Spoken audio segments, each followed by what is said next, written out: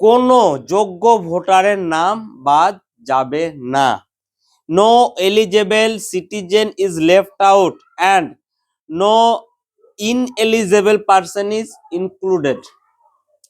এবার এখানে এলিজেবল আর নন ইনএলিজেবলের যে ব্যাপারটা, সেইটার জন্য হচ্ছে হেয়ারিং, যে কে যোগ্য আর কে অযোগ্য ভারতীয় নাগরিক, কে যোগ্য ভারতীয় নাগরিক, এই গাইডলাইনটা দিয়েছে। এবং এই দায়িত্বটা কাকে দেওয়া হয়েছে?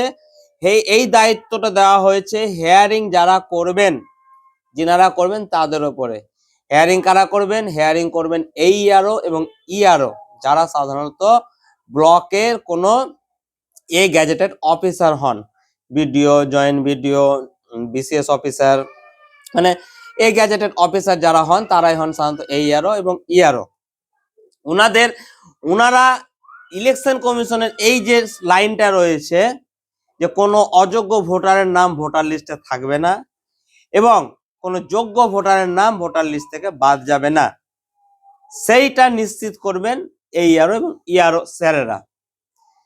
এবার অনেকে প্রচার করছে একটু নাম ভুলের কারণে বাদ যাবে, এই ডকুমেন্টস নাই বলে বাদ যাবে, ওই ডকুমেন্টস বলে নাই বলে বাদ যাবে।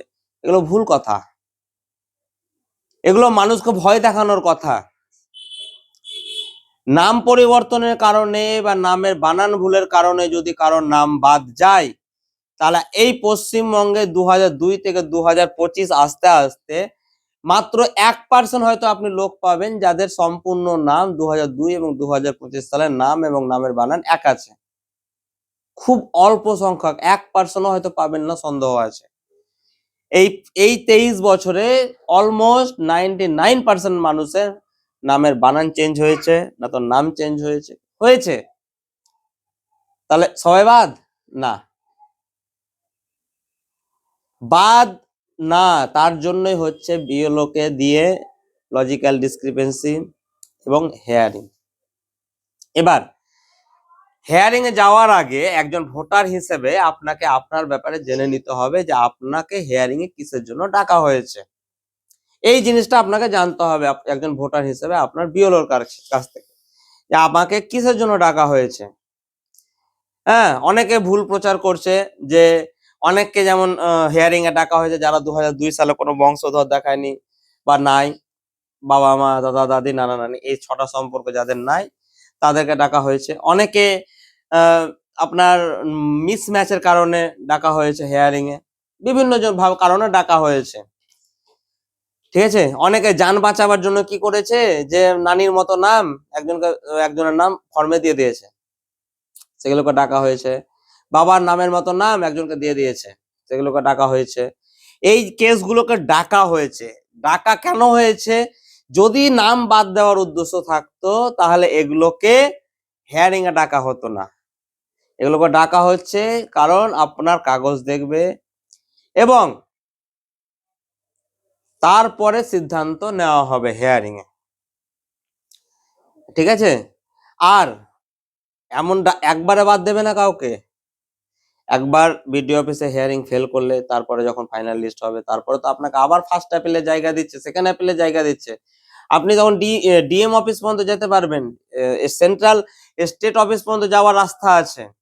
এবার কোনো ভোটারের ডকুমেন্টস নাই বলে যে নাম বাদ যাবে, এটা হয় না, এটা হবে না, এটা ভুল কথা।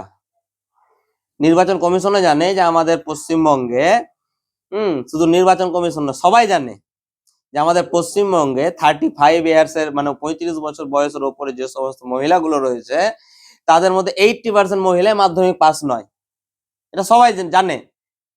তাহলে ওরা কি করবে? তাহলে ওরা কি ডকুমেন্টস দেখাবে? মাধ্যমিক পাস নয় তো। আপনি সার্ভে করুন, দেখুন প্রত্যেকটা গ্রামে, আপনার বাড়িতে দেখুন তো যে 35 বছর উপরে আপনার বাড়ির কয়টা মহিলা মাধ্যমিক পাস আছে। তাহলে কি হবে? ওদের বাদ চলে যাবেন না, ঠিক আছে। এবার ইলেকশন কমিশন হেয়ারিং এর যে অপশনটা দিয়েছে, ডাকা হচ্ছে। আর একটা জিনিস এবার বলি, এখানে যে ডকুমেন্টস গুলোর কথা বলছে না, সেগুলোকে বলা হয়েছে ইন্ডিকেটিভ ডকুমেন্টস। এই শব্দটাও বুঝতে হবে, এগুলো ফাইনাল ডকুমেন্টস নয়, এগুলো হচ্ছে ইন্ডিকেটিভ ডকুমেন্টস। নির্বাচন কমিশন স্পষ্ট করে দিয়েছে এই ধরনের ডকুমেন্টস এইগুলোই, কথাটা এরকম নয়। যেমন আপনাদের বলি, জন্ম সার্টিফিকেট, জন্মের প্রমাণ। অনেক ব্যক্তির কাছে আপনি জন্ম সার্টিফিকেট পাবেন না, কিন্তু পাবেন কি, যে তার ডেলিভারির সময় তার মা কোনো হসপিটালে ভর্তি ছিল। অনেক মানুষ কি করতো, হসপিটালে থেকে ভর্তির রিসিপ্টটা আছে, কিন্তু তার অফিস থেকে জমা দিয়ে যে বার্থ সার্টিফিকেট তুলতে হয় সেটা জানতো না, তো সেটা জন্মের প্রমাণ হিসেবে ধরা হবে না? আরে ভাই, এখানে নিশ্চিতকরণের ব্যাপার আছে। পোলিও কার্ড ধরা হবে না? হ্যাঁ, কেউ 9 উঠে 9 রেজিস্ট্রেশন করার মাধ্যমিক দেয়নি, অনেক ব্যক্তি 9 রেজিস্ট্রেশন ধরা হবে না? অনেক মানুষ 8 পাস করে পড়াশোনা ছেড়ে দিয়েছে, মাধ্যমিক পাস নাই, তাহলে কি বাদ? তাহলে এতদিন যে 8 পাসে যে সার্টিফিকেট ওই স্কুল থেকে পাচ্ছে, সেগুলো কি বেকার? না, সব কিছু চেকিং হবে। ঠিক আছে, এবার জটিল ভাবে চেকিং হবে কাদের? জটিল ভাবে চেকিং হবে যাদের 2002 সালের কোনো লিঙ্কেজ দেখাতে পারেনি, তাদের গুলো হবে একটু জটিল। তাদের ডকুমেন্টেশন চাইবে, বেশি বেশি করে চাইবে। ঠিক আছে, আর যাদের একটু এদিক ওদিক ভুলের কারণে ডাকা হয়েছে, ঠিক আছে, বা নাম পরিবর্তনের কারণে ডাকা হয়েছে, বিভিন্ন ছোটখাটো কারণে, তাদের ডকুমেন্টেশনটা কম লাগবে, হবে। এবার ভুলভাল কথা বললে মানুষের মধ্যে আতঙ্ক তৈরি করবেন না, পারলে মানুষকে সাহায্য করুন, উপকার করুন, মানুষকে সঠিক ইনফরমেশন দিন।